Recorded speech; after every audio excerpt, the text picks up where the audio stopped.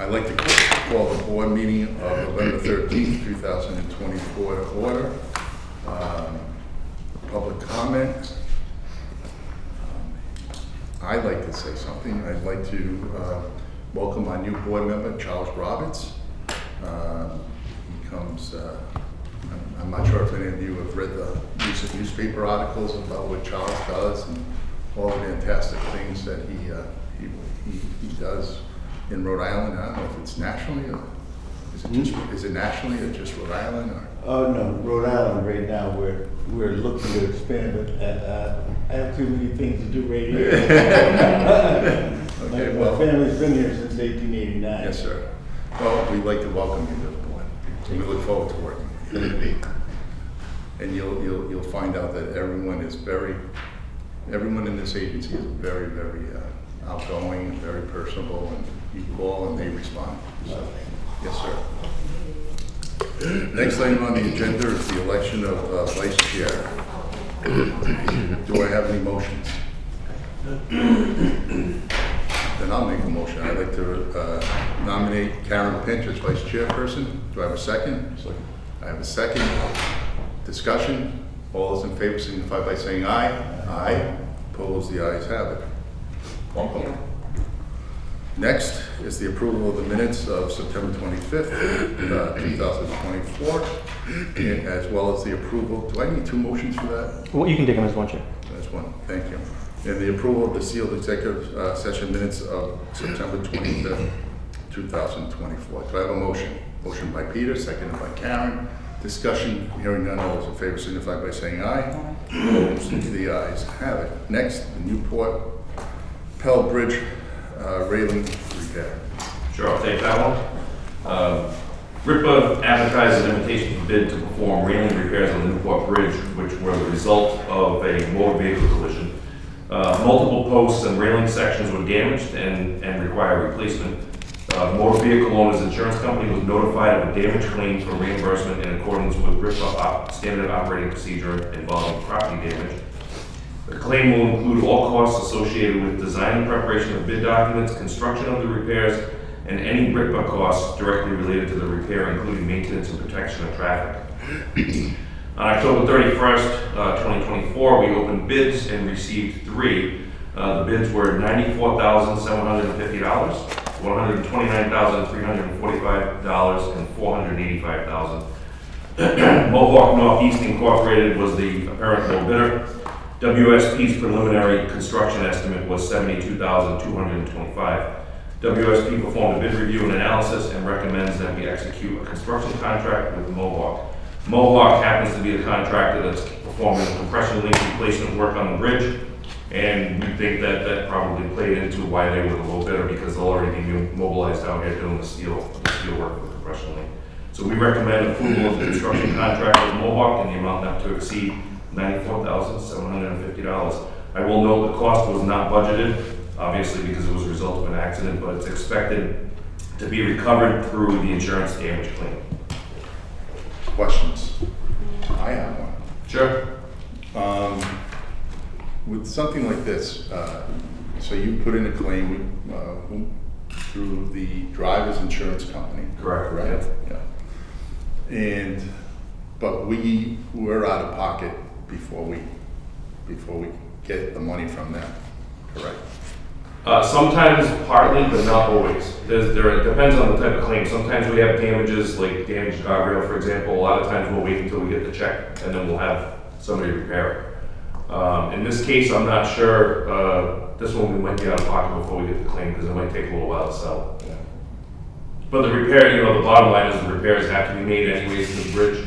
I'm not questioning that, but if now the insurance companies could push back as well, right? Well, they usually do. They do. Yeah.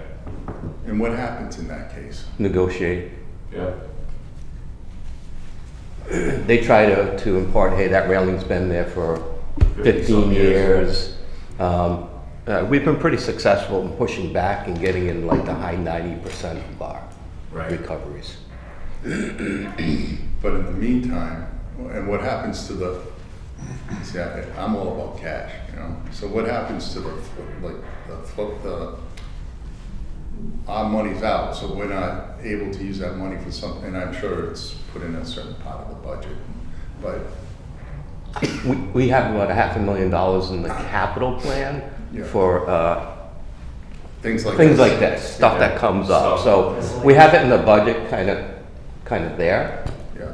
This is probably one of the highest claims that we've dealt Yeah. with since, So, you know, in 5 so years. if we're out of pocket on this, what about the interest or whatever that we're losing on this money? Is that built into it? We can, Well, why wouldn't we should, we will. we? You know? That's a good point, because right Yeah. now we're earning about 5%. Even as a starting place, as you use it to get you closer to 100. Yeah, That's right. Exactly. Yeah, you start at 100 plus. Yeah, 105. and try to get back to Now all of a that. sudden. Yeah. because we include all of our internal costs, which we have those costs anyways, so we would have been burdened with those costs. Right. So it's, even if you get 90%, you're really covering expenses that we already had or should have incurred, so. I understand, it's- but also, I think we should push to get, you know, the additional money. We'll include that. You know, and not only for this, but all future, God forbid there's any more, you know, but, We have plenty of motor vehicle accidents that cause damage, so. yeah. And we pursue every one of them. You know, even if it's a piece of timber guardrail, we put in a damage claim. Yeah, as you should. Absolutely, yeah. Yeah. At the risk of revealing just how long I've been involved with this authority, I remember a time when we did not pursue the motorists, and there's a director at this table who was responsible for starting to do that process, and that would be Peter. Peter Generos. That's why we keep them around. Just backs up everything that just said out there. It adds up. It's amazing when you look back at how many claims we've had. It really does add up. I mean, it adds up to real money. Yeah. Just from guardrail strikes, bridge railing strikes, you know, it doesn't have to be, I mean, we had the boat that fell off the trail on the Yeah. Jamestown Bridge and took out a light pole and, you know, it's pretty crazy. The light pole wasn't cheap, Yeah. you know? And you're successful most of the time? Oh, yeah. Yeah, good. And as Eric said, most of the time what happens, it's a smaller claim, 10, 15 grand. We'll go ahead and get that money, but it might not be for another year or two before Eric incorporates that work into a larger project. So we end up sitting on that money for a while. Okay. All right. Thank you. Sure. Thank you. Further questions? Hearing none, do I have a motion to execute the construction contract with Mohawk, is it? In an amount not to exceed $94,750. Do I have a motion? Motion by Karen, do I have a second? Second by Peter, discussion. Hearing none, all those in favor signify by saying aye. Opposed, the ayes have it. Next, we'll go to item number 6, Mount Hope Bridge Cable and Anchorage Dehumidification Task Order. I'll take that one as well. On November 16th of 22, the RIPA Board of Directors approved the task order with AECom and the amount not to exceed $924,953.42. This task order included the design and bid phase services for the dehumidification of the Mount Hope Bridge cables and anchorages. AECom has submitted a task order amendment to RIPA staff for 2 items of additional work that were not included in the original task order, and those are: number 1 is the final design and detailing of the roadside access platform and stairs leading to the cable anchorage chamber on the Portsmouth side of the bridge. The original proposal assumed maintaining a simplified waterside access with boat landing and docking and ladders. And right now, the new design has incorporated a permanent stair tower at that south anchorage for future access and maintenance of one of the control rooms that will be located on the top of the anchorage. So there was a lot of work that was involved in the design and detailing of the stair tower. And the second item was design work necessary to incorporate security enhancements into the final bidding documents. These enhancements include additional cameras, fiber optic cabling, required wiring and connection equipment that were not included in the original design scope.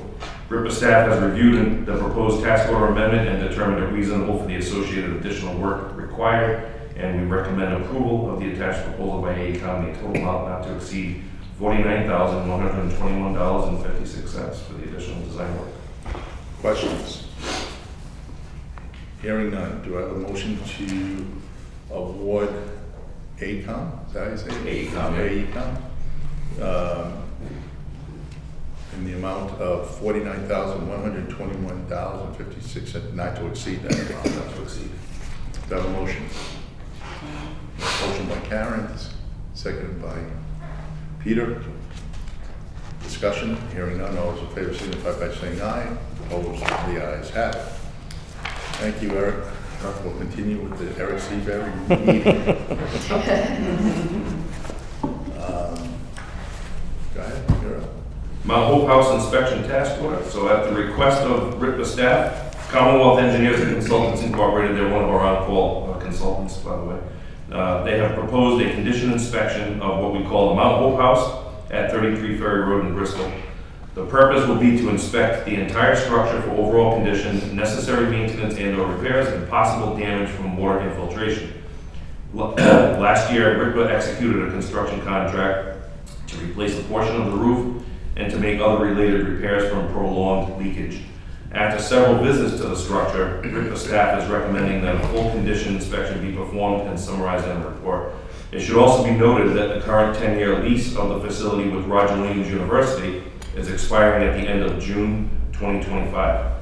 RIPA staff has reviewed the proposed task order and determined it reasonable for the scope of work required, and we recommend approval of the attached task order by Commonwealth Engineers and Consultants in the total amount not to exceed $7,788. Question.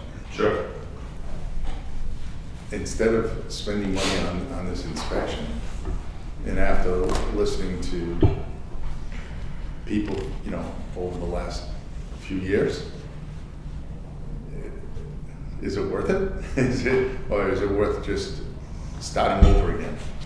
We think for this amount of money, it's worth getting a report on file for several reasons. One of the reasons is Roger Williams has expressed interest in continuing to lease. So that would be Jeff negotiating the lease with them, so he can use the document in negotiations with the lease, because they may have to make some repairs to the building in order to continue leasing. The other thing is the condition report could be a stimulus for future action on the building as well. We would have some backup in writing Good point. to take action with the building, either rehabbing the building or even demolition of the building, So it would give us that backing for future action as well. Point well taken. Can I jump in, Eric? Absolutely.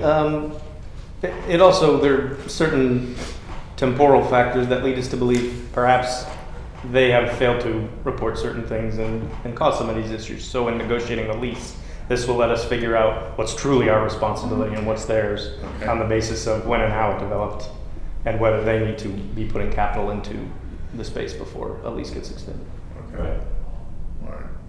And I'm sure the next, should we move on to a new lease, will be a new lease, Yeah, and part of this report will include, some order of magnitude numbers to put against any repairs that they recommend making either immediately or even future improvements that might be necessary. So we'll have some idea what we're looking at. How old is that building? It was originally built around 1895. Nice. It's been added on to several times.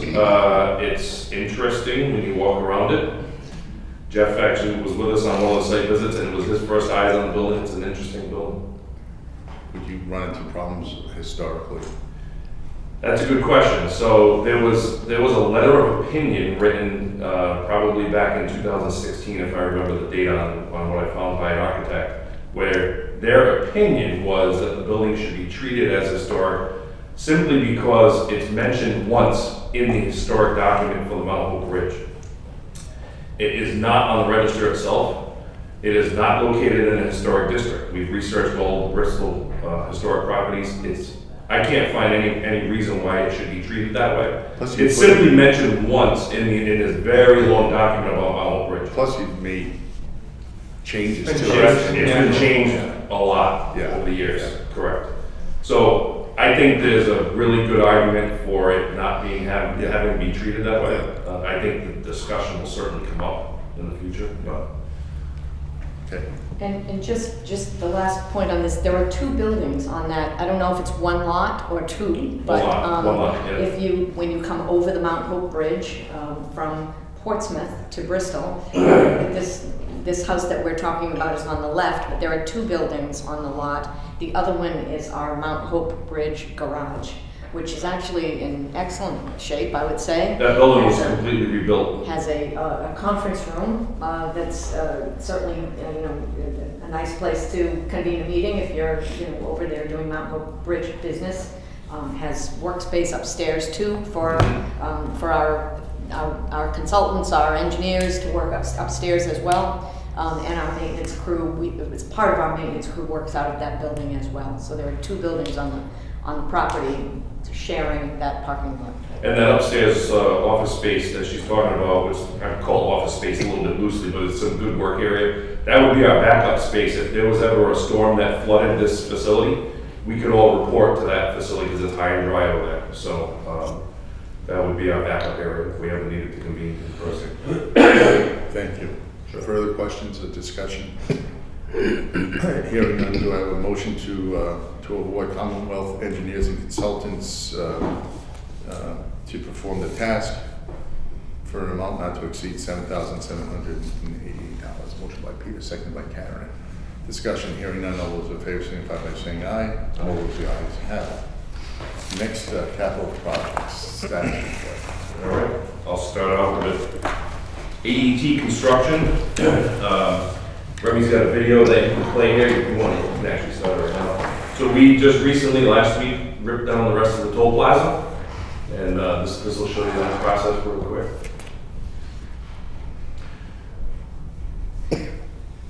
Huh.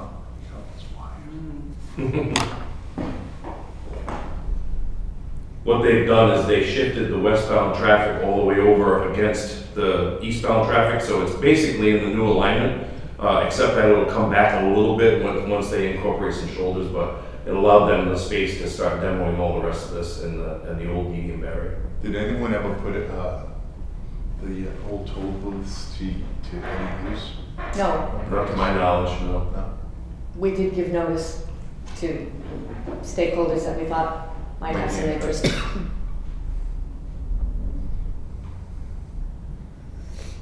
Professor Jack. That's, you all are hearing it nice and quiet. Yeah, I've had an extra large bottle of Tylenol next to me on the desk. It's quite the noise. Was this Lynch as well? This is their sub kinetic.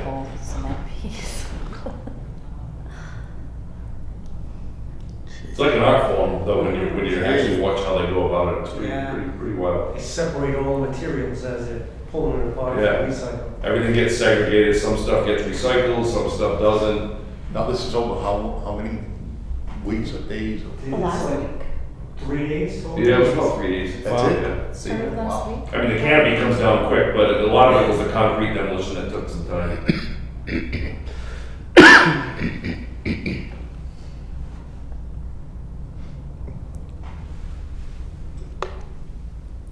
That was that. Nice. That's really good. Well done. Yeah, so that happened last week. They are telling us that they're anticipating that they have the highway eastbound and westbound in the new alignment by winter time. So by the close of the season, even though there really is no technical winter shutdown, we will look at putting out temporary striping because they tell us that because of the weather restrictions, they probably won't be able to put the final lift of asphalt down. So we could do temporary striping on the first lift of asphalt, have everybody in the final configuration during the winter months until we can get back out in the spring and put the final coat down and then wrap the project up after that. So it's going along nice. They did a nice job on this. Yeah, they've been a pleasure to work with. Real good professional crews out there. Mount Hope Bridge suspension cables and anchorages design we just received on Friday, the 100% documents that are under review. We also need to send them, because we have the $10 million earmark funds on this project, we have to send them to RIDOT for review. Everything has to go through them as the clearinghouse for that money. So that process will also start, and then before we go out to bid, they'll give us the okay, and then we can post all the documents for that. Let's see, compression link. Mohawk has been out on the compression link to do field measurements, and they've been processing all the required shop drawings. Excuse me, Eric. Sorry? Just back on the Mount Hope work. When do you think we're gonna go out to bid on that? On dehumidification? Yes. Probably early December at this point, because I think RIDA has what, they have 2 weeks to review. Yeah, so we have our agreement with RIDA on the grant, on that earmark funds has a 2-week turnaround on review, so Good. whatever. Yeah, I just want to get a feel for when we. Yeah, as soon as we send it to them, they'll give us 2 weeks, review, and we anticipate they'll probably use that 2 weeks, Cool. I'm guessing, and then we'll have to keep moving, push it on, so it'll be December. No, that's great, thank you. Yeah. Peter, that was one of the items that we put in the agreement to Right, make yeah. sure that they don't. Just didn't sit on it forever. Right. The infra projects for Newport Bridge, we have done 3 design scoping meetings for each of the distinct projects. One of them is the dehumidification, one of them is the deck rehab, and one of them is the tower steel repairs and painting. We have 3 separate consultants for each. So we've done design scoping meetings, we've had initial meetings, and we've done a deck walk for the deck project, and we just had AECom out, who's doing the dehumidification. They went down into the anchorages yesterday and did basically a field visit so that they can start doing a design scope and fee. And then November 20th, we'll be doing a walk with WSP for the tower steel repairs and painting. Fishing Pier access, road bridge rehab, and Jamestown Bridge trestle spans joint replacement. We received a design memo, which is really just an initial assessment of the work that should be done out there from GM2. So we've been reviewing that. We sent them comments, and we're actually having a review meeting to go over all the comments today. New roof, solar, and HVAC design for the admin building. We have 100% roof plans that we're actually reviewing in a meeting today with AI, who's the consultant. We have bid documents for that. And then on the HVAC, we're at about 90% design on that. Safety measures feasibility study for Newport Bridge and Sakana River Bridge is on schedule. We should be getting a draft report in January, and then by March 1 should have the final report in place. And that's about it. Eric, should you comment about the solar piece? Oh, yes, on the roof project, we initially had scoped design of new roof for both of these buildings, actually. Right. And to evaluate solar. The solar, it turns out, has a 21-year return on investment, so we have omitted solar from the project, because as we probably all know, solar panels are no good past 20 years. I'm not even sure that they're good that long, but at a 21-year return on investment, it makes no sense to put solar. So. Good. Questions? Okay, thank you, Eric. Next, financial reports, Jeff. Finally, somebody other than Eric. Right. I promise I will be very brief, as you all have my detailed financial notes. Performance versus budget was solid for the first quarter. Revenue was up $1.4 million, primarily due to the higher toll revenue. Operating expenses were lower than budget by $700,000. This was primarily due to lower personnel expenses. We have open positions, and we have a number of folks who are on leave. And that amount was about $373,000 lower in the first quarter, and lower bridge inspection costs. However, the bridge inspection costs are primarily timing related. In the budget, I'm generally kind of more aggressive on when those bridge inspections will be done versus the timing that they actually get done. So those bridge inspections, we'll do those, but it'll be later on in the time period. With respect to performance versus prior year, revenue is higher by $1 million. Again, primarily due to the increased toll revenue of $850,000.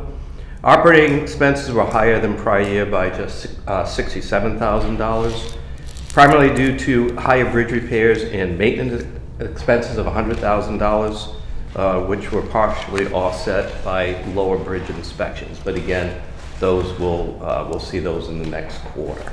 And that is it. And if you have any questions at all regarding the details behind the personnel, contractual services, or anything else like that, I'd be happy to answer those questions for you. As always, we've listed the checks of the high-value checks, and as you can see, most of them are for either construction-related, insurance-related activities. Happy to answer any questions you may have.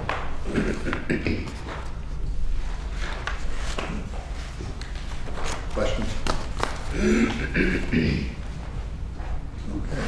Okay, thank you, Jeff. You're welcome. Next, Executive Director's report. Thank you, Mr. Chair. So this month, our focus has been on the transition to the new back office system. We believe that communication with our customers is at least 80%, if not more, of the game. So we started the project by making certain that all of our customers knew. We issued press releases. We made certain that we told our customers that we would be implementing this cutover to a brand new comprehensive back office system. The back office system does everything. In layman's terms, I would say, once the lane side contractor captures the data from the vehicle that's coming under the gantry, from there, the back office system processes everything through to the end of the transaction. So that it's all encompassing. It's a very complicated system. Thankfully, a transition like this only happens about once a decade. I don't think I think any more frequently than that would be an amazing challenge. So that a lot of time was spent in design. This has been in design stages for years. Even before I got here, it was being designed. Now it is being implemented. We had 2 weekdays when there was no access to our system. That was Friday, October 25th, and Monday, October 28th. And of course, you couldn't access the system Saturday and Sunday. Our go live date was Tuesday, October 29th. We did go live. We have done business with our customers. That is not to say that it's been without challenges. It certainly has been. There have been challenges. The primary vendor on the contract is Emovis. Emovis happened to be the vendor for our old back office system too. So we weren't transitioning from Emovis to another company. It was Emovis to Emovis. We have the A-team down in Katie's office as we speak. They have promised us they will stay there, and even if they didn't promise, Katie would probably lock them in and not let them out, justifiably so. We've had the Chief Technology Officer here for a good portion of the time. What was nice is that I can sort of segue into the IBTTA Board of Directors meeting that I went to in Cleveland. And while Katie and Jamie were here working with the boots on the ground people from Emovis deploying this system, I was in Cleveland with the people from Emovis that make decisions about how they can better help us. So, I frankly set up shop at the Emovis exhibit at the IBTTA meeting and had access to the Chief Technology Officer. Actually, had access to the president of the entire company, and it's a very large company. We are still experiencing issues. The phones are a challenge. The walk-in center, currently we are still open Monday, Wednesday, Friday, 9 to 1. That will be changing as soon as we get some of the major issues resolved, and that's happening. It happens hourly, I would say. Katie, and anything on, if you want to add anything, please feel free to do so. But change as we identify issues, we are correcting those issues. How are you and Jamie, how are you two ladies finding things? As far as, do you think the folks from... Honestly, we stumbled upon them. This system I've been a part of, even the existing legacy system, for more than a decade. So just knowing the ins and outs of the system, it's being reported by staff, it's being reported by customers, it's being reported by the public. Our major issues were our phone system was not prepared for the amount of calls that we're gonna receive, just basically due to us being closed. That's not our normal call volume. So Jeff Wiggins and Jeff Goulart helped us work with partners to add additional ports and things that would help us get over that. Another major obstacle was how we accept credit cards now. They're through the phone system or they're through a card terminal. We can no longer just take them over the phones. So there was some glitches there, but I would say a majority of those were resolved by last week. So yesterday was pretty much our first very stable day since we went live. I tried to prepare Lori for this as best I could, telling her that no migration for a back office goes well.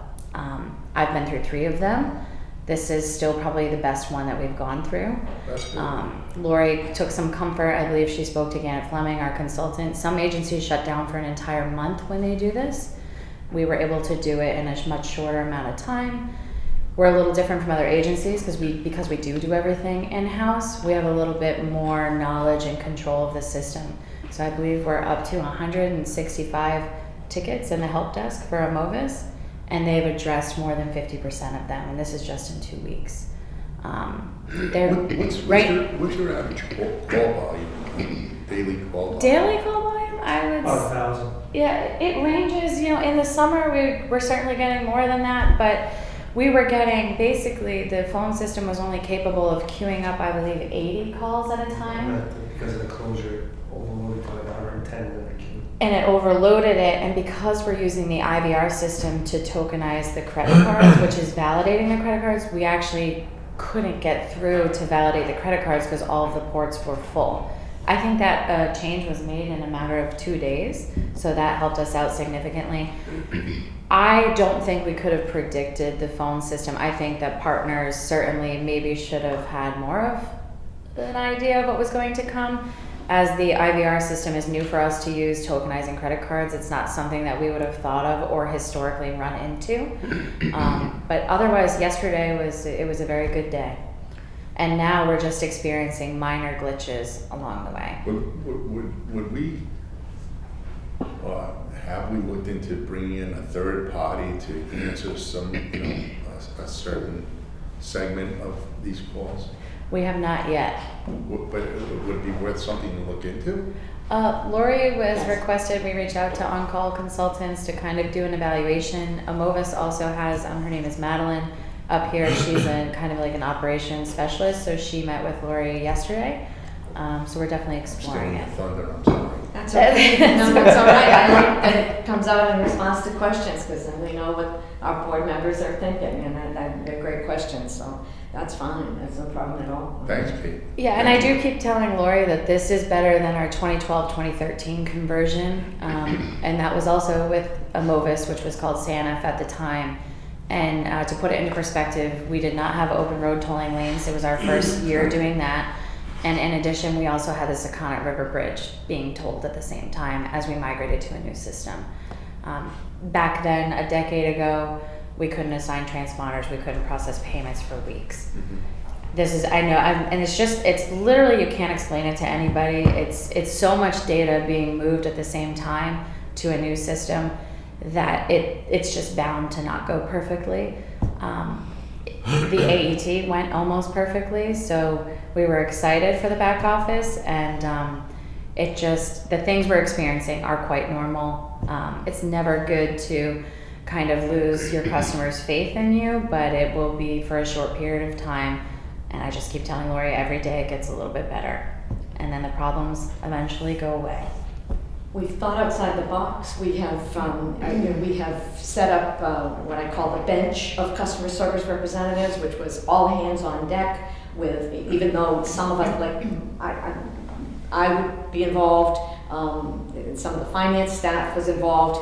We can't look at the customer's account. We don't have that ability. However, we can pick up the phone and say, "We know you're trying to reach us. What can you tell us what your issue is?" A customer service representative will get back to you. So we've done, I call it sort of the fake customer service backup system, but it works because everyone, we try to have the attitude that no customer goes unserved. You know, we have to respond to our customers. I do think also that the call volume is higher now. We are finally seeing all of the effects of going all electronic. And it has put us into another realm of another branch of this business, because there was something to be said, although it was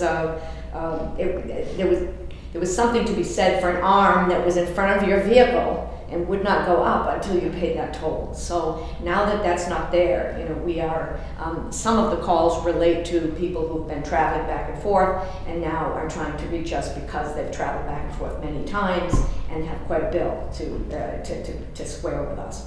So going all electronic, having some extra traffic here that clearly is related to the Washington Bridge. There are people still using, and I'm sure they will continue to use, the southern loop, as I call it, to go up 95, and switching over to this new back office system. All of those together have made for quite the challenge here. So, but as Katie said, I think we're getting over the humps. We're getting there. And just, Lori, I know we put out a press release, but we're not escalating any invoices from the end of the migration time, so end of October through December 1st. So we're not adding any late fees onto customers. The hopes in that was that the system becomes stable and it will drive down the call volume if people don't feel like, oh, I gotta call them because my fees are gonna escalate. That has all been put on hold. And we've gotten that out in various types of media. Yes. Yeah. And it's also on our, if they call the automated phone system, Lori initiated the first version of it, and then the second version actually specifies, it mirrors the press release with the exact dates. So while they're waiting on hold, they hear this message that says, hey, by the way, we're not going to be escalating your invoices. If you'd like to try to call back on a different day or go online and pay your website. I was just going to say it's on the website, correct? Yeah. Thank you. I'll make two other comments on the items that I've listed, because I think we've pretty much covered everything under the Executive Director's report. But the theme this year at the International Bridge and Turnpike Association was the theme of safety. They had a theme that was "Be Safe Together." It was a global initiative. We participated. We have been very much focused on work zone safety, because we're going to have work zones on both the Pell and the Mount Hope, as well as the Jamestown and the Secundit, for years to come. So, and the one thing, I did present with someone from WSP on the safety components of this all electronic transition that we did. I will say that the safety factor here in the plaza is remarkable. There's been a very significant drop. That's not to say that people aren't speeding on the Pell and the Jamestown, and we know that they are, but in this plaza area, the number of accidents, now that we have open road tolling essentially, and we've straightened out the road and done this redesign, the safety. I've seen a lot of state police out there too. That too. A lot of them. As a matter of fact, this morning and yesterday. Yes. I always put, I have been including on the agenda the item of bridge security and safety, including hurricane preparedness. Of course, that also includes vessel strikes. That is never far from our minds, certainly since the Francis Scott Key Bridge incident in the spring. We have been attending meetings. When I leave here, I'm heading up to the Coast Guard to go to another meeting on this same issue. So we continue to make certain that we are prepared for any incident that may occur. And other than that, the next board meeting is December 11th, 2024. I think that's it. Questions? Hearing none, do I have a motion to adjourn? Motion by Peter, seconded by Karen. Discussion? Hearing none. All in favor? Aye. Thank you very much, everyone.